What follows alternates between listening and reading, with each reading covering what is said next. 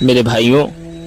ایک چیز تو ہم کو بہت زیادہ غور کرنی چاہیے، جو آج ہمارے ذہنوں کے اندر مستقل یہ سوچ اور یہ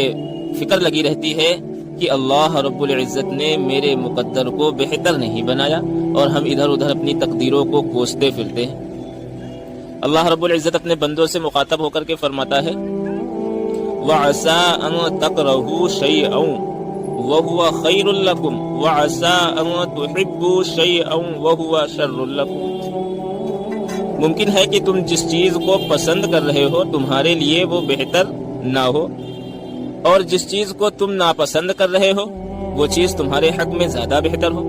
وَاللَّهُ يَعْلَمُ وَأَنتُمْ لَا تَعْلَمُونَ، اور اللہ تعالی جانتا ہے اور تم نہیں جانتے کہ تمہارے حق میں کیا بہتر ہے اور تمہارے حق میں کیا بہتر نہیں ہے۔ اب ہمیں کیا پتا چلا کہ ہم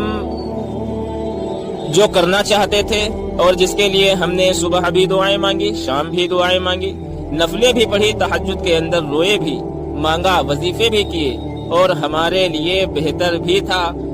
یا نہیں تھا یہ ہم کو نہیں پتا، لیکن ہم اللہ رب العزت سے مانگ رہے ہیں۔ جب وہ دعا پوری نہیں ہوتی تو کئی دفعہ دیکھا جاتا ہے کہ بندہ نماز میں کوتاہی کرنا شروع کر دیتا ہے، نماز کو چھوڑنا شروع کر دیتا ہے، اللہ رب العزت سے دوری بنا لیتا ہے، دعائیں مانگنا چھوڑ دیتا ہے، اور یوں کہتا ہے کہ اللہ تو میری سنتا ہی نہیں، اللہ تو میری سنتا ہی نہیں، میں جس کام میں ہاتھ ڈالتا ہوں اس کام میں پیچھے چلا جاتا ہوں۔ بھائی، یہ بھی اللہ رب العزت کی طرف سے ہوتا ہے۔ اللہ تمہارے حق میں ہر اس چیز کو ہی عطا کرتا ہے جو تمہارے حق میں بہتر ہے۔ رہی بات دعا کی، تو اللہ تمہاری ہر دعا کو سن رہا ہے اور ہر دعا کو قبول بھی کرتا ہے۔ بعض دعائیں جو بہتر ہوتی ہے بندے کے حق میں وہ اس کو عطا کر دی جاتی ہیں، اور بعض دعائیں جو بندے کے حق میں بہتر نہیں ہوتی، اللہ رب العزت اس کی اس دعا کو قبول کر کے اس کے حق میں جو بہتر ہوتا ہے اس کے عوض اس کو عطا کر دیا کرتا ہے۔